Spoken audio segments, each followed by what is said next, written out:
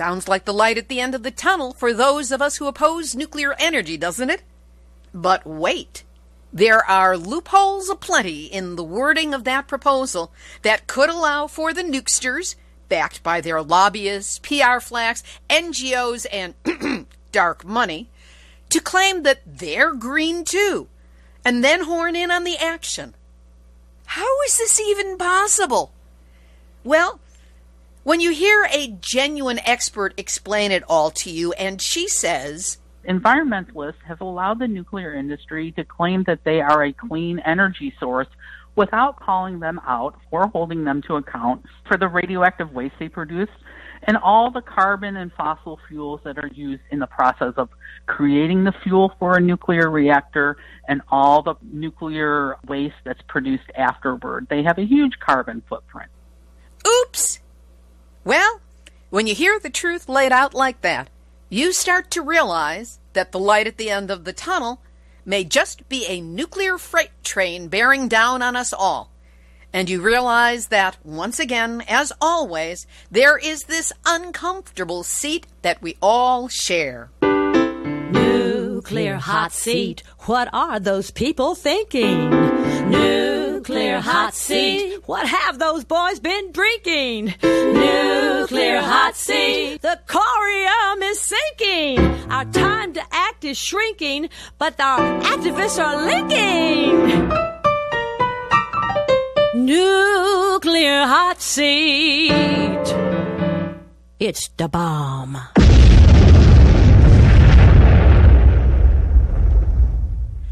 Welcome to Nuclear Hot Seat, the weekly international news magazine keeping you up to date on all things nuclear from a different perspective. My name is Libby Halevi. I am the producer and host, as well as a survivor of the nuclear accident at 3 Mile Island from just 1 mile away. So I know what can happen when those nuclear so-called experts get it wrong. This week, we springboard off last week's new Green Deal announcement to examine exactly what that means in nuclear terms, something I suspect we'll be doing on this show for a lot of weeks to come. We'll hear from Gail Snyder, board president of the Nuclear Energy Information Service, or NEIS, which is headquartered in Chicago. She takes us through the languaging of the Green New Deal and shows how it reflects long-standing strategies used by the nuclear industry to try to co-opt the climate change argument and paint themselves as carbon neutral, which they definitely are not. Then we revisit a talk given by Arnie Gundersen, chief engineer at Fairwinds Energy Education, on global warming and climate change, and why nuclear truly has no skin in that game and cannot do anything to bail us out. We will also have nuclear news from around the world, numbnuts of the week for outstanding nuclear boneheadedness, and more honest nuclear information than currently appears in the Green New Deal. All of it coming up in just a few moments. Today is Tuesday, February 12th, 2019, and here is this week's nuclear news from a different perspective. The Green New Deal to combat climate change was announced in the United States last week by Senator Ed Markey and Representative Alexandria Ocasio-Cortez, or AOC as she's known. The confusion and debate about what it means regarding nuclear energy started almost immediately. At first, exclusion of nukes from the deal was clarified in an FAQ we thought was from AOC's office as meaning no nuclear, period, end of discussion. Then that was removed from the FAQ, and word was that maybe they only meant no nuclear. Let's keep the old ones. Then Markey rolled back the maybe no nuke stance by saying the Green New Deal was technologically neutral. To sort through what all this doublespeak means, we spoke with Gail Snyder, board president of Nuclear Energy Information Service, or NEIS, a Chicago-based anti-nuclear group. Gail Snyder, great that you could join us on Nuclear Hot Seat. Thank you for having me. So, clear things up for us. Is nuclear in or out of the Green New Deal?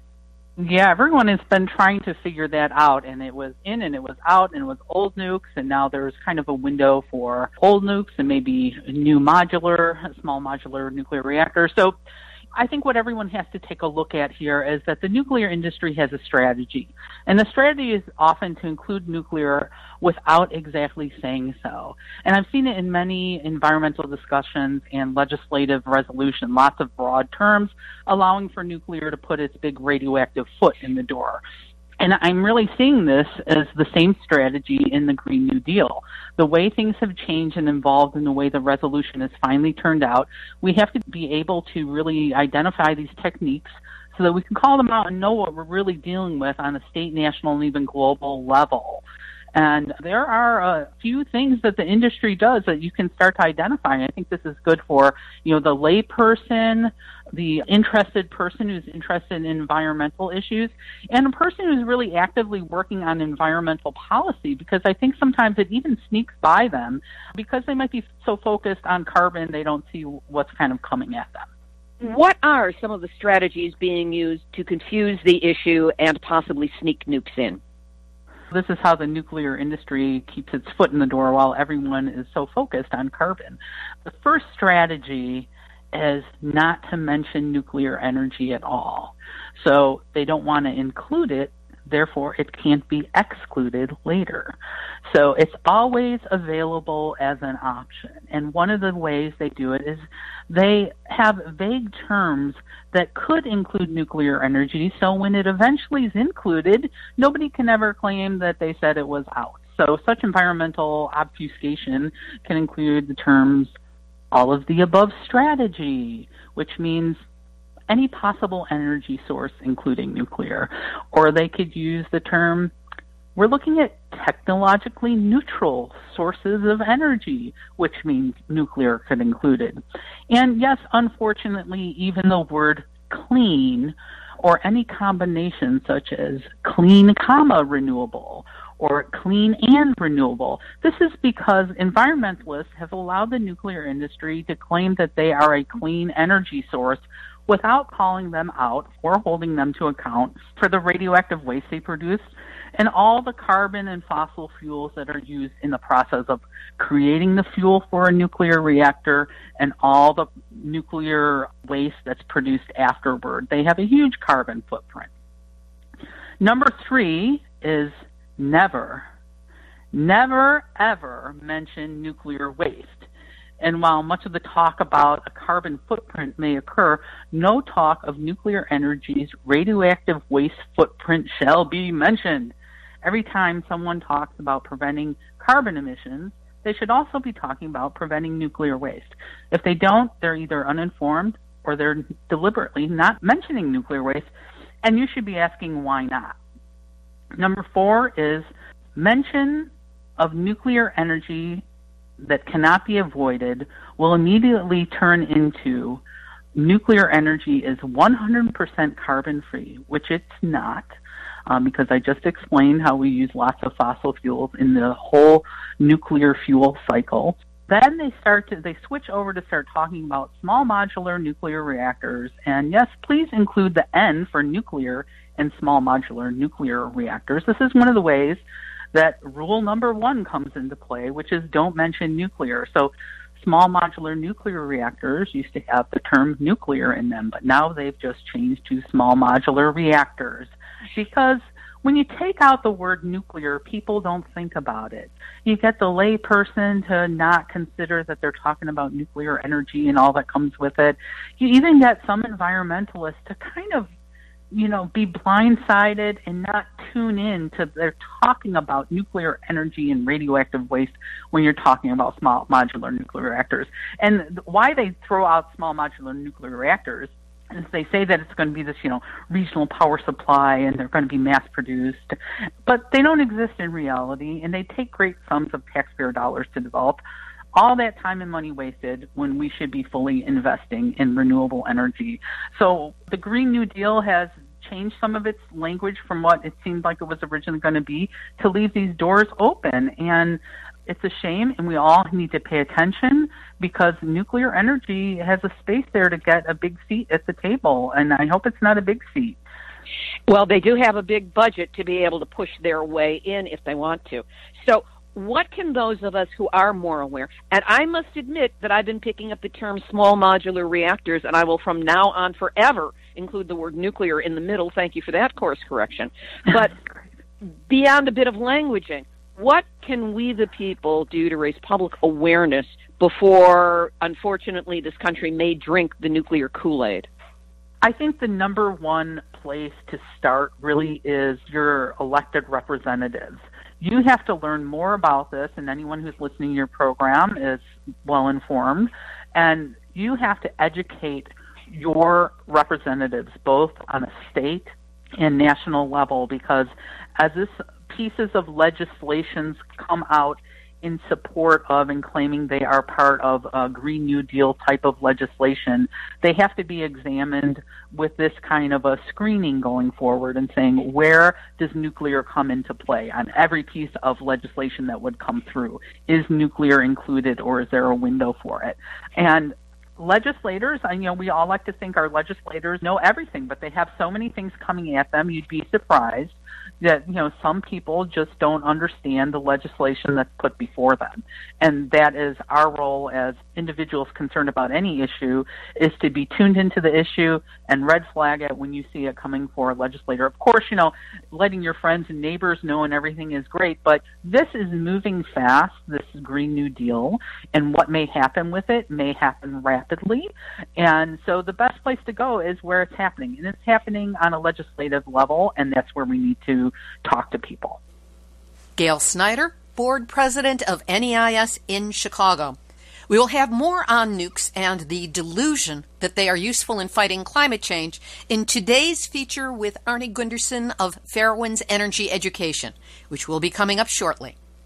And, of course, we will be covering the battle over the Green New Deal very closely in the coming weeks.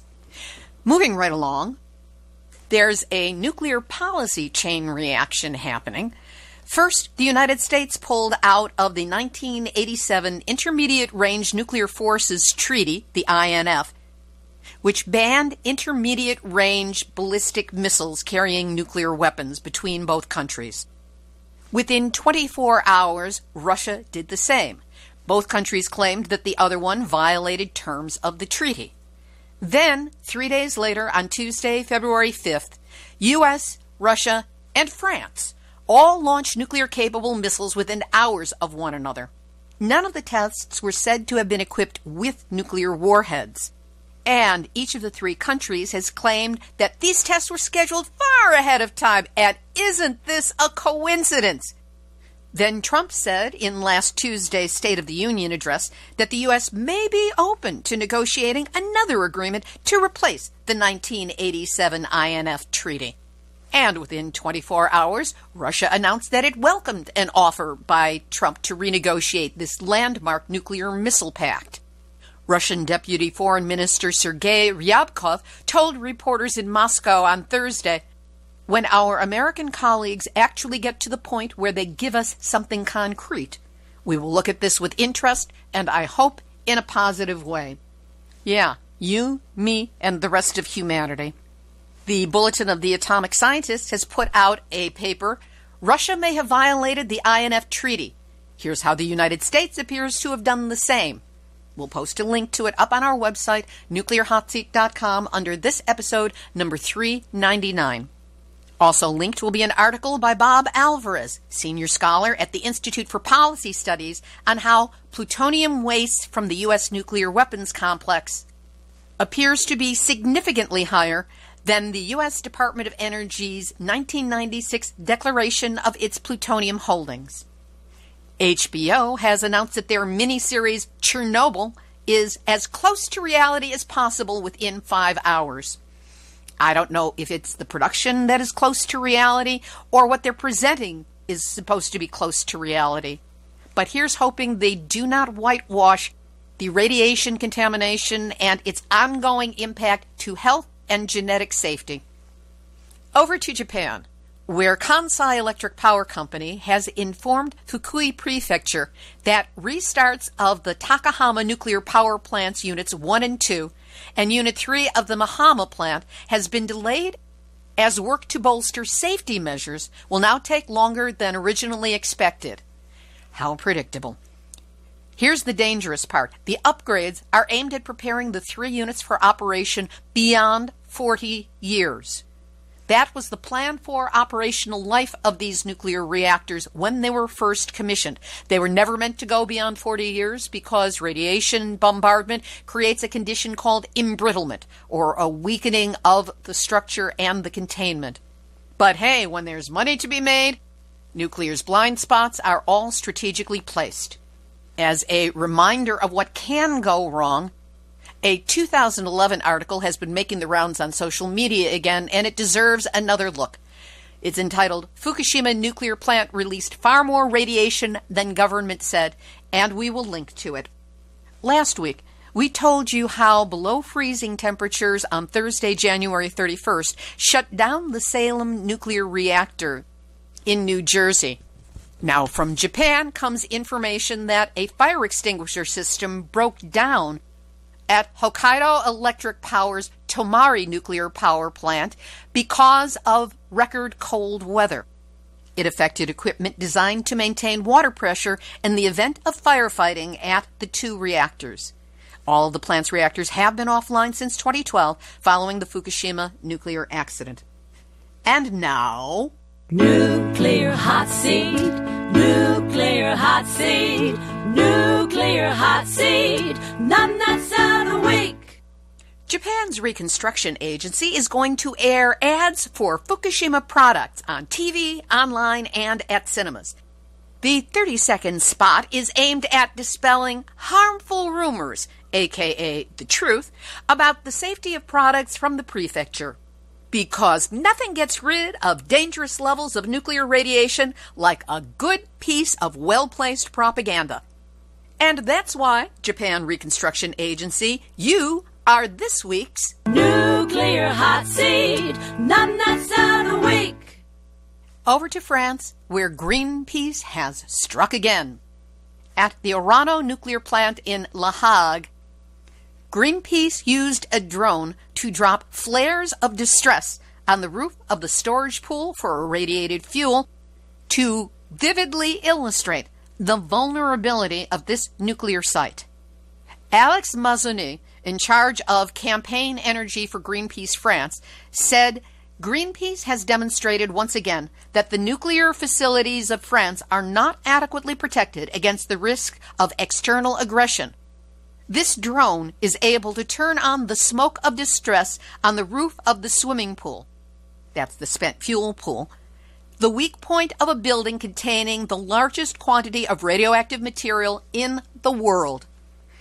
Yay, Greenpeace in Europe. What in the world are you doing in the U.S., if anything? And from Dr. Gordon Edwards of the Canadian Coalition for Nuclear Responsibility comes word that the Canadian Nuclear Safety Commission is lobbying to have small modular nuclear reactors exempted from any form of public environmental assessment process. What the public doesn't know really can hurt them. And in Switzerland, a worker at the Liebstadt nuclear power plant near Zurich was found to have fabricated data on safety tests that were not even performed. The employee failed to perform biannual tests on 3 mobile radiation measuring devices since 2016. The devices need to be tested to ensure they function properly. Instead, the worker entered fabricated data into the inspection logs. George Schwartz, deputy director of the Swiss Federal Nuclear Safety Inspectorate, said, "Unfortunately, this case is not an isolated one. Steps must now be taken to sustainably improve the safety culture at this facility." Ya think?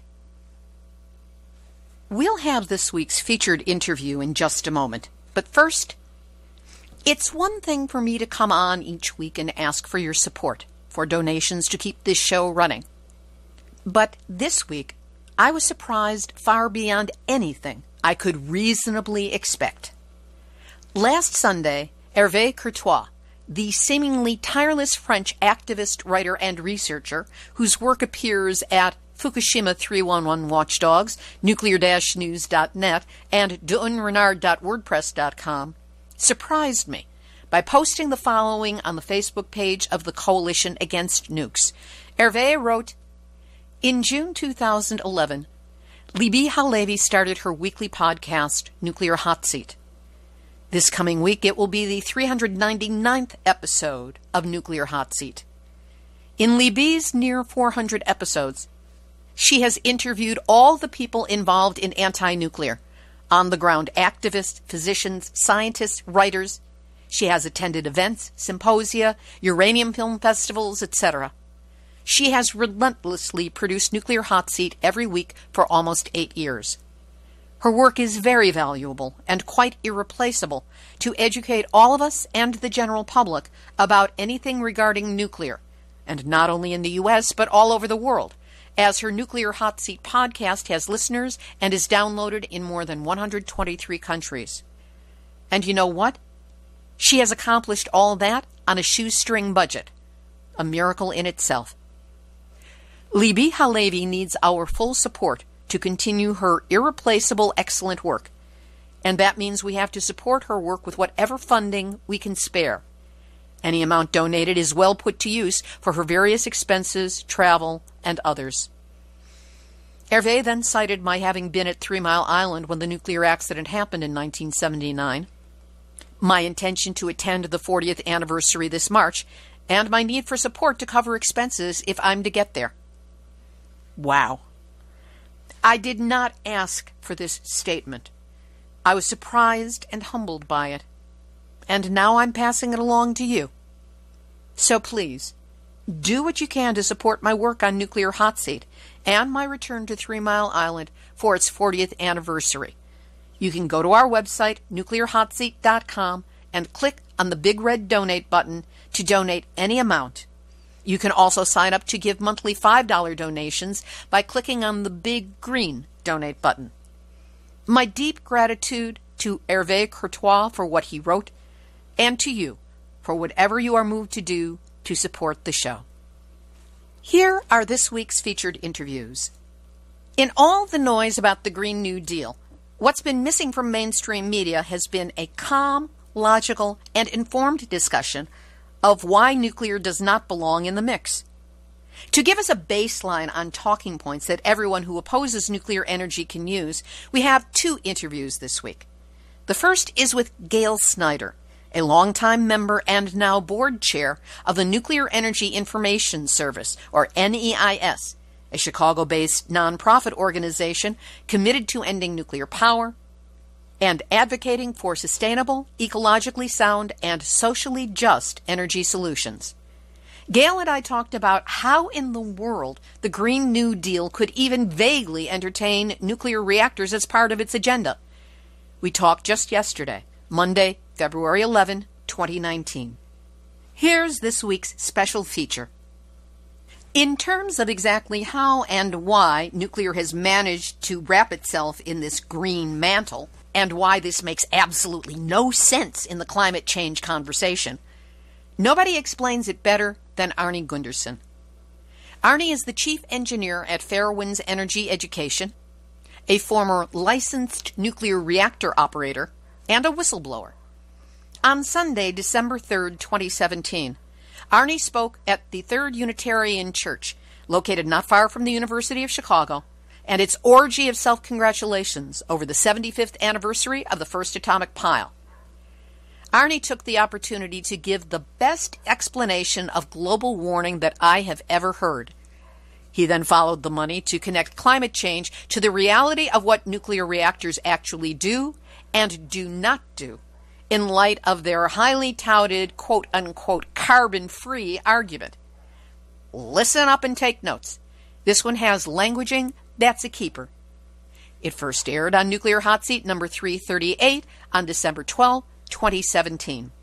I wanted to talk about Goldilocks and the Three Bears. We all know the story where the porridge was, one was too hot, one was too cold, and one was just right. Well, in astronomy, there's a term called the Goldilocks zone, which around a star, there's a place that's neither too hot, like Mercury, it's a little bit too hot there, or too cold, like Mars and Jupiter and Saturn. And the Earth and Venus happen to be in that Goldilocks zone, where it's there's enough heat to have water in liquid form. Now, Venus is you'll see it sometimes early in the morning or at sunset or sunrise. It's a very bright star. In fact, it's a planet. And it's our closest neighbor. It's about 65 million miles from the sun. And the Earth is 93 million miles from the sun. But that zone, water should exist in liquid form. Anybody know how hot it is on Venus? 600 degrees. It's like 900 degrees, right? So why is Venus in the quote Goldilocks zone where liquid water should exist? Why is it 900 degrees? Because its atmosphere has loaded with carbon dioxide. So when anybody says that CO2 doesn't cause global warming, just ask the people that used to live on Venus. You know? Yeah. If you do the math, if Venus had an atmosphere like Earth, it would be about 165 degrees. So it would be hot, there's no doubt about it, but liquid water could exist. So in order for life to exist, you need liquid water. So now let's go to the third rock from the sun, that's us. The Earth is, imagine the Earth as an apple. Well, the part that we live in, the biosphere, the habitable part of that apple is as thick as the skin on the apple. That's it. The rest of the planet is uninhabitable.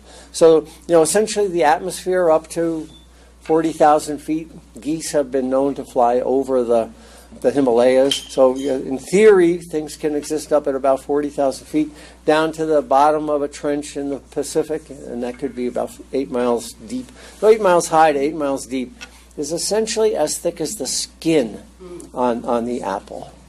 Now, what's happened over the years is the Earth was warmer than it is now back when the dinosaurs roamed the Earth. And not only were there dinosaurs, but there was a lot of plants.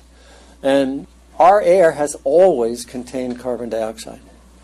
And for the last millennia, many millennia, the concentration of carbon dioxide has been about 280 parts per million. That's the steady state carbon dioxide essentially since the dinosaurs died. It's been around 280 parts per million. What part per million is, if I've got 1 million air molecules, 280 of them are going to be carbon dioxide. That's been a steady state number for years and for decades and centuries and eons, essentially since the dinosaurs died.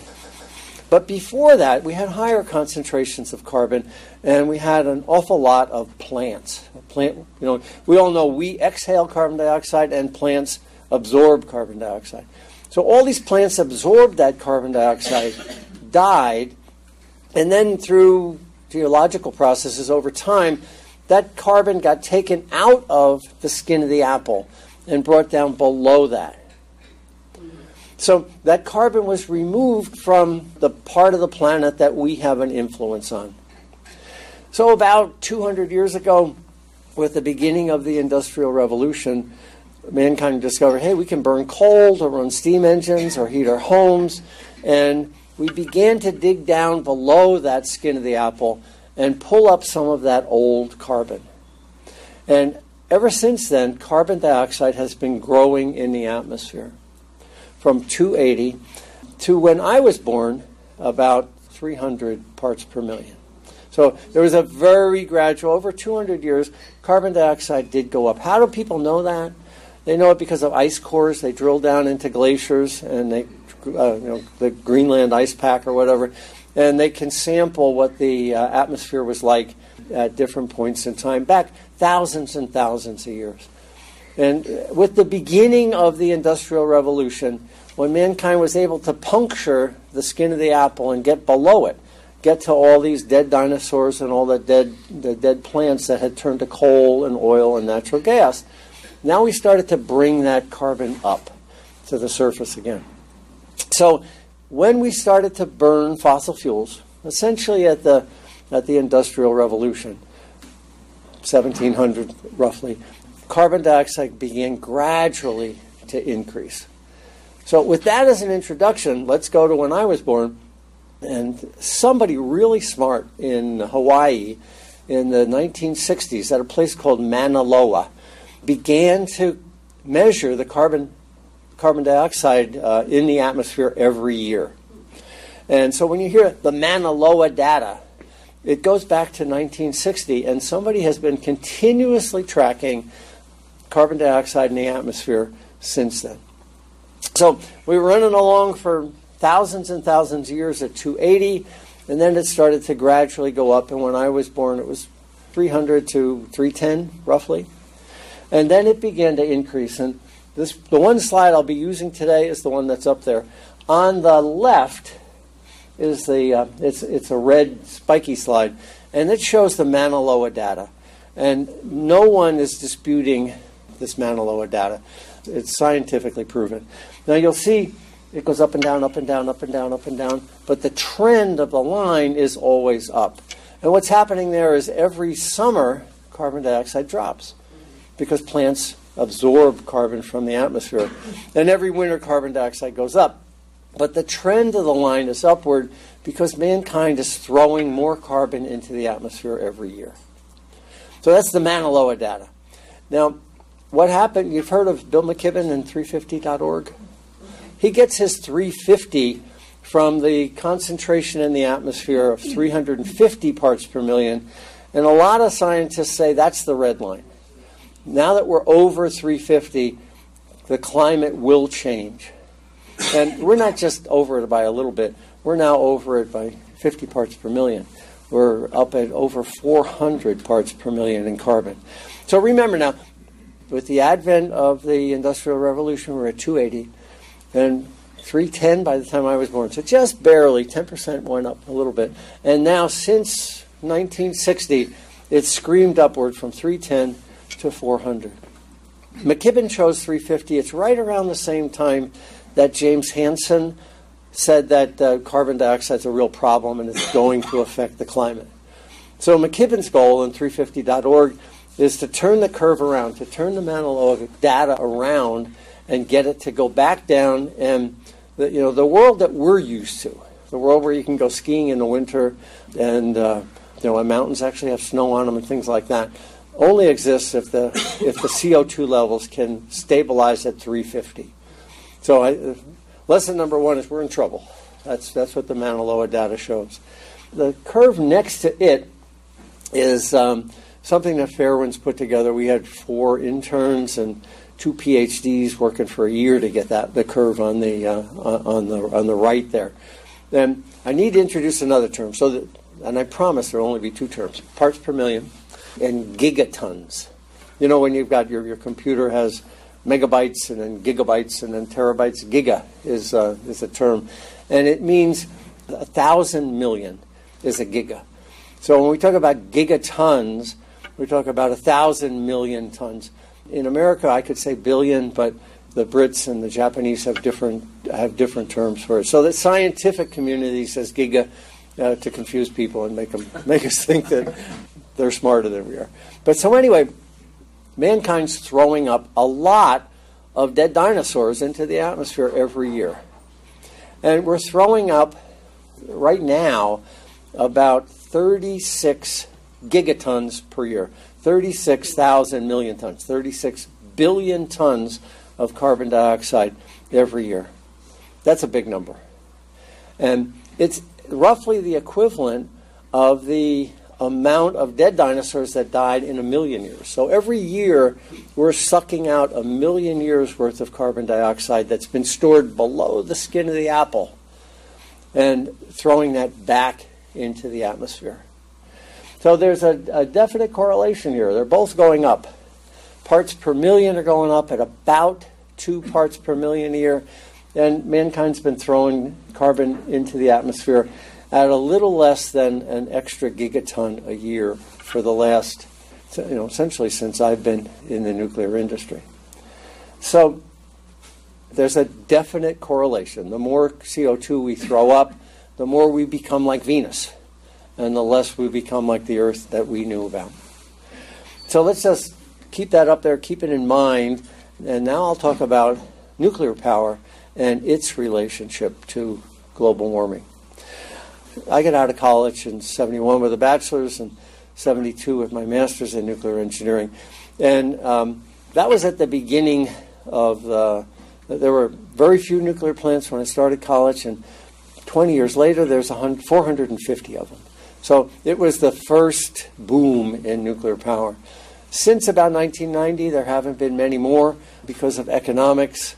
And actually, Forbes magazine said that building those 450 nuclear power plants was, and this is their words, the biggest managerial disaster in the history of business. And that was in 1985. Now, Forbes is not an anti-nuke outfit. I mean, they have no dog in the fight. They're business.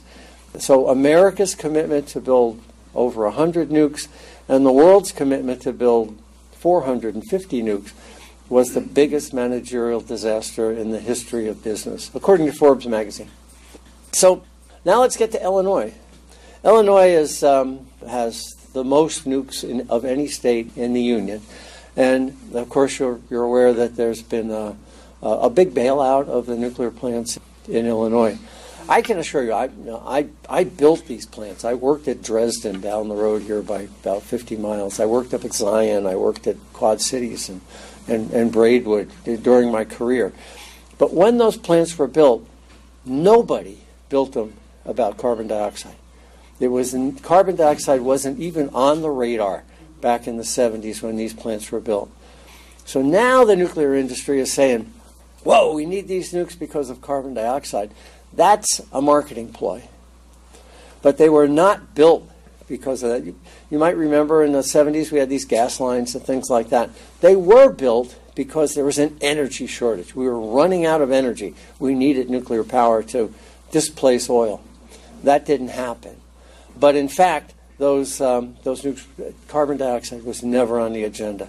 Right around the year 2000, as these old nukes were aging and becoming more expensive to run, they latched on to the marketing ploy, oh my God, nukes are going to save the world from carbon dioxide buildup.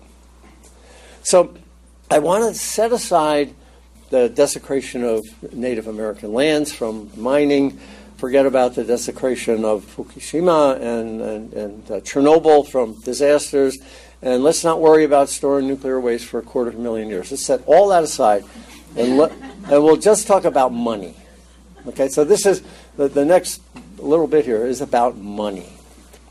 The nuclear plants that are out there now do displace some carbon dioxide. And so 450 nuclear plants, let's look at the gigatons. 36 gigatons is what we are throwing up into the world through our cars, through heating, through everything, every year. Now, if we didn't have those 450 nukes, this is an audience participation piece here. If we didn't have those 450 nukes, how much more gigatons do you think we would throw up? Well, I'll give you the bands. 5%, 10%, 20%, and 50% more gigatons of carbon dioxide going up into the atmosphere. So show of hands. So who thinks if we didn't have those 450 nukes, if they had never been built, how much worse would it be? 5%? Okay, about half the group. 10%? Well, about the other half of the group. 20%? And 50%. Okay. So the group is saying 5 to 10% seems to be the consensus here. Well, at Fairwinds, what we did was we used nuclear industry data from one of their international websites, and the real answer is if we didn't have all those nukes, there would be 1 gigaton more for all of them. 1 gigaton more would be thrown into the atmosphere, or 3%. So the group that said 5%, that was the right answer. Nukes are only eliminating 3% of the carbon dioxide that's getting thrown into the atmosphere now. And that's all of them. That's all 450 of them. That's so worldwide? Worldwide, 450 worldwide nukes. And in the U.S., we've got 100. In Illinois, I think you've got 18. Is that right? 11 operating. 11 operating, okay. So then what you do is you take 3% and you divide it by 450, and each nuclear power plant is reducing global gases into the atmosphere, carbon dioxide, by 0.007%, 7 thousandths of 1%. So when you hear that argument that, oh my God, if we shut down Quad Cities, all the polar bears are going to die, it's just not true. It's an inconsequential amount. You know, we talk about nuclear taking a bite out of climate change. Nuclear is taking a nibble out of climate change. So when we look at where we are now, nuclear hasn't bent the curve. And in fact, if you talk to climate scientists, they say if we had spent all that money in that, quote, managerial disaster on renewables, we would be much better off than with the 450 nukes that we have today. So that's where we are today. We're throwing up 36 gigatons, and without nukes we'd be throwing up 37 gigatons, 3% more. And the question is, did we spend the money correctly back in the 80s and 70s? Could it have been better spent? It's spent. We can't worry about it. It's water under the bridge. Now let's look forward into 2050, so 35 years out, roughly. And the nuclear industry has said that in order to combat global warming, we need 1,000 new nuclear plants. 1,000 new nuclear plants. And they never say that the other part of that is that it's going to take us 35 years to build them, and it's going to cost $8.2 trillion to build them. Now, and that number, the $8.2 trillion, comes from the investment banking firm Lazard. Now, so they don't have a dog in this fight either. It's not like I'm relying on Greenpeace or Friends of the Earth or any, quote, anti-nuclear organization. This is banks and the nuclear industry that the information I'm sharing it with. So the nuclear industry says that they need 1,000 new nukes, and they don't say the other half of that. And, oh, by the way, it's going to cost $8.2 trillion to build. So the question is this thing in economics called the opportunity cost. And the question is, if you spend 8.2 on nukes, 8.2 trillion, could that money have been better spent on something else? This is a discussion the United States should have had back in 1970 or 1960 during that first boom, but we didn't. And so we have 450 nukes that we are essentially living with. But do we have to double down on that bet and add 1,000 more? First off, 1,000 new nukes means that a new nuclear plant would have to go online just about every 10 or 12 days between now and 2050. And there is no infrastructure to do that. You know, the colleges that used to teach nuclear engineering aren't anymore. The facilities that are capable of building a nuclear reactor or turbines or all of the nuclear components aren't capable of building one every 12 days. The engineering schools just are not there, and the engineering talent is not there to build that many power plants in that time span. So there's an infrastructure issue that how could we ever do that anyway? But hey, when there's $8.2 trillion on the line, I'm sure somebody will figure out a way to make that happen. So MIT has done a study, and MIT actually has a Tokyo Electric chair in their nuclear department. So again, they're certainly not anti-nuclear. And MIT says that these gigatons of carbon dioxide in the atmosphere are going to grow to about 60 gigatons per year, even if the United States and other nations implement the Paris Accords. You know, the Paris Accords are the thing that the Trump administration is trying to get us out of. Even if we were in that game and everybody else was in that game, the CO2 would still increase to about 60 gigatons over the next 35 years. So why is that? The answer is everybody wants to live like us. The people in India want their car and their air conditioning. The people in China want their car and their air conditioning. South Asia wants a car and air conditioning. Africa wants their car and air conditioning. South America wants their car and air conditioning. And you can't begrudge people for wanting to live like we do. So if that trend were to continue, we would be at 60 gigatons per year, even if the best efforts of COP21, the Paris Accords, took effect. And those MIT numbers assume 1,000 new nukes are built. So the key here is that it takes 35 years to build them. And there's this concept, in addition to opportunity cost, the fact of the matter is that global climate change isn't going to say, oh, we'll take a vacation for 35 years while you build those nukes. Mm-hmm. It's still growing. And the midpoint of 35 years is 17 years. at 2 parts per million a year, global warming is going to increase by 32 parts per million while we're building those nukes. So what percent of that 60 gigatons will these new nukes take a bite out of? And the answer is 6%. So the nuclear industry would like to have us spend $8 trillion to solve 6% of the problem. And, oh, by the way, we're going to take 35 years to solve it. And to my way of thinking, and to an awful lot of people's way of thinking, that doesn't make economic sense. Forget the indigenous lands, forget the odds are there'll be a meltdown like Chernobyl or Fukushima, about 50-50 odds in the next 10 years. Push all that stuff aside and just talk about the money. Does it make sense to invest $8.2 trillion to solve 6% of the problem? Now, this opportunity cost number that economists use is, I think, is a critical concept here. And that's basically, if I commit to spend $8.2 trillion on nuclear, that's $8.2 trillion I can't spend on renewables or energy conservation or any of those alternatives. Well, it turns out that, let's get back to money now. We're putting aside all the insults to the environment. Get back to money. A new nuke, electricity is measured at something called bus bar cost. And as it leaves the power plant, for an existing nuke, it's about 6 or 8 cents to create the kilowatt of electricity that leaves the power plant. Now, you pay more than that. Your bill is higher than 8 cents a kilowatt.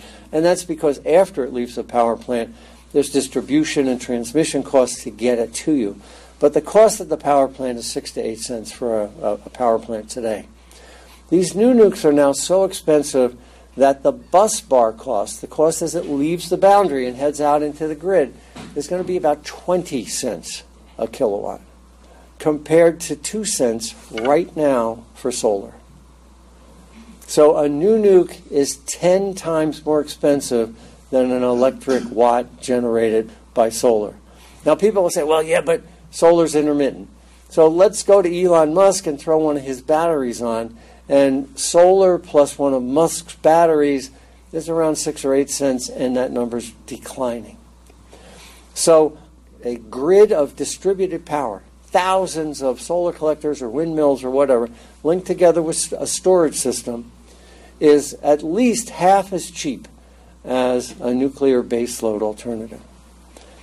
So I think what's going to happen here is that 100 years from now, when a historian looks back on what we're going through right now, they're going to say that this is not about being pro-nuke or anti-nuke. It's really not. It's a change in the paradigm. When I was building nukes, we had to build central powers because we didn't have the technology that has developed for solar collectors, and we didn't have the ability with computers to connect small distributed loads. We needed a big power plant, and perhaps for Illinois there's probably a couple hundred, including the nukes, to do that. But times have changed. Just like we don't have to be connected into a central phone system anymore, the computers have replaced that. Or just like my computer doesn't need, I don't need to go to a mainframe to do a calculation anymore. I can do that. What's happened is that the grid is changing from a central station paradigm in the 20th century to a 21st century paradigm of a distributed network. And the battle that we're in, I think when you look back 100 years from now, will not be about, I was an anti-nuke or I was a pro-nuke. The battle is, the world is changing, and the central station people, including the people we heard at the University of Chicago and the need for nuclear, those people are trapped in a 20th century paradigm.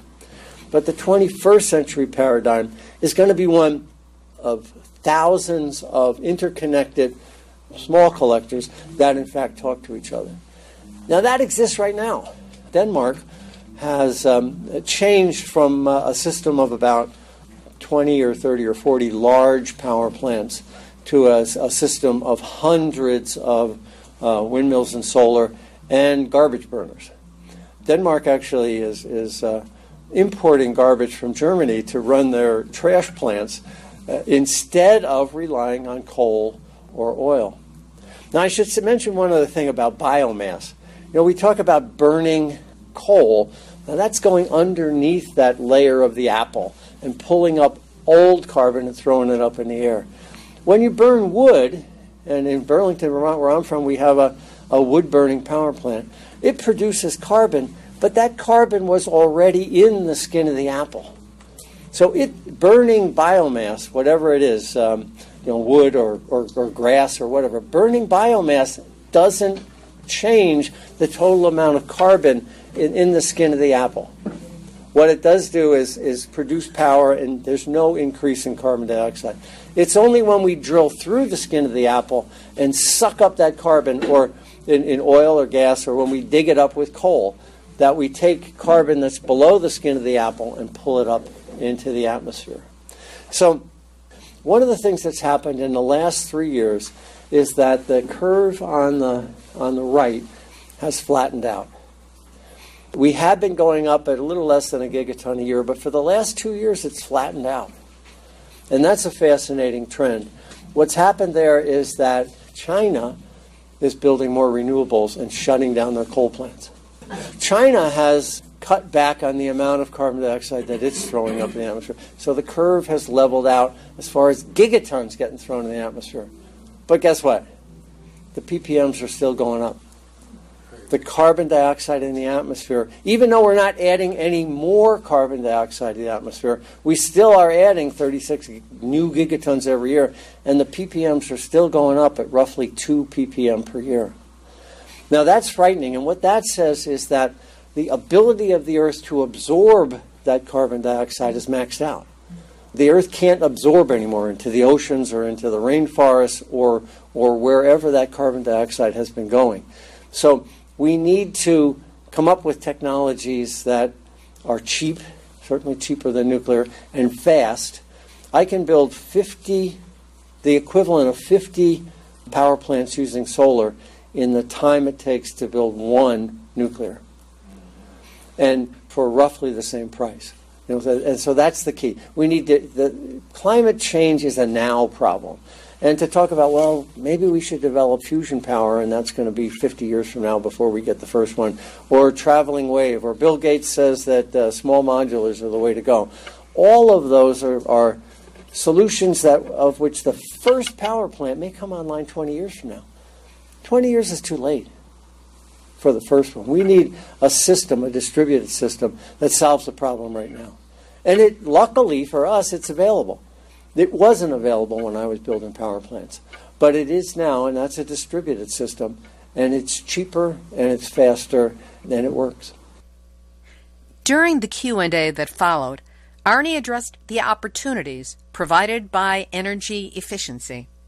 Energy efficiency is still as cheap as building a solar collector. If you want to put Exelon out of business, put one solar collector on your roof. And what that does is that the power, they make their money at the peak. And the peak, of course, occurs when the sun is really bright and really hot. Well, if you're generating your maximum capacity at the peak, you're reducing their profits. So every one of us, if we put one solar collector on our roof, would take a nibble out of Exelon's profits and force them to shut the nukes down quicker. That was Arnie Gundersen, Chief Engineer at Fairwinds Energy Education. Their website is fairwinds.com, and that's an E in Fairwinds, F-A-I-R-E, winds.com.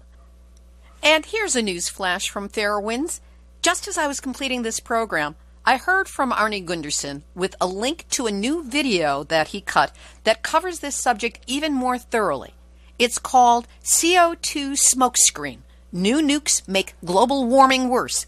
And the logline reads that the film, quote, uncovers the ludicrously small impact that nuclear power has on saving the Earth from CO2 emissions in contrast with the promises of the nuclear power industry.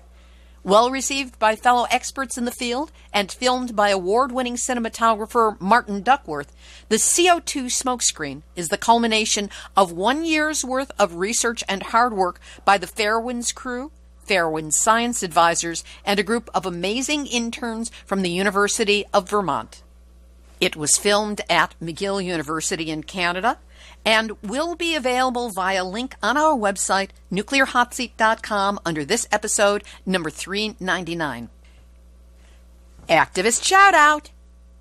When it comes to kicking nuclear posterior, Boston-based activist for all seasons Sheila Parks does a bang-up job. She was all over the Green New Deal as soon as the wording hit, and she became one of the first voices pointing out its deficiencies in providing a clear anti-nuclear stance, among many other problems. Sheila published an extensive, in-depth analysis on February 8th on opednews.com. We will link to it on our website, nuclearhotseat.com. This episode is number 399, and that's where you'll find it. This has been Nuclear Hot Seat for Tuesday, February 12, 2019. Material for this week's show has been researched and compiled from nuclear-news.net, deunrenard.wordpress.com, and our dear friend Hervé Courtois, miningawareness.wordpress.com, the Bulletin of the Atomic Scientists, USA Today, New York Times, Bloomberg.com, BloombergEnvironment.com, Beyond Nuclear International, op-ednews.com, ScienceAndGlobalSecurity.org, CNBC.com, Deadline.com, Newsweek, Dr. Gordon Edwards and the Canadian Coalition for Nuclear Responsibility, FXTribune.com, PressOfAtlanticCity.com, NHK.or.jp, Scientific American, DW.com.en,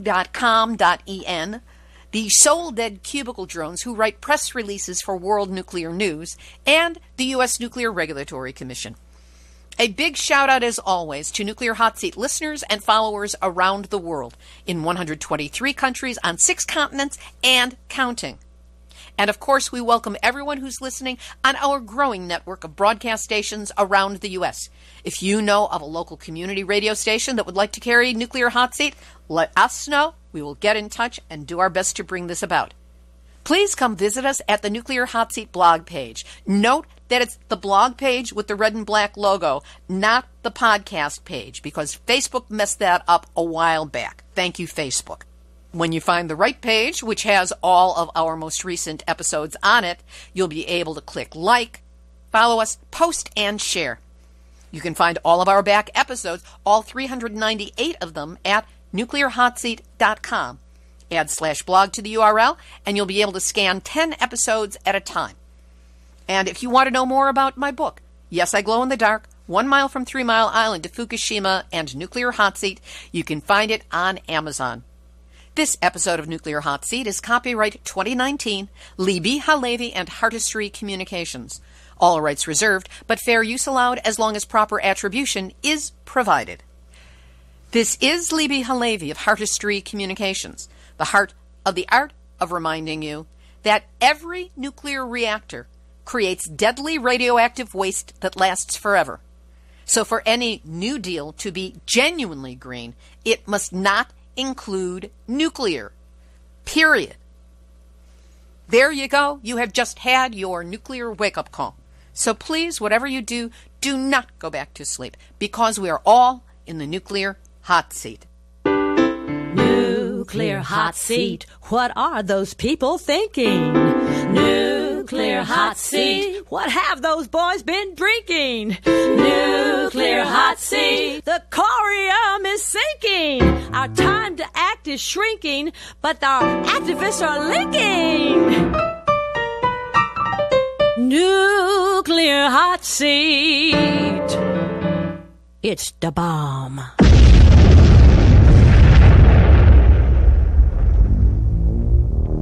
Question everything. Intelligent radio for intelligent people. UCY.tv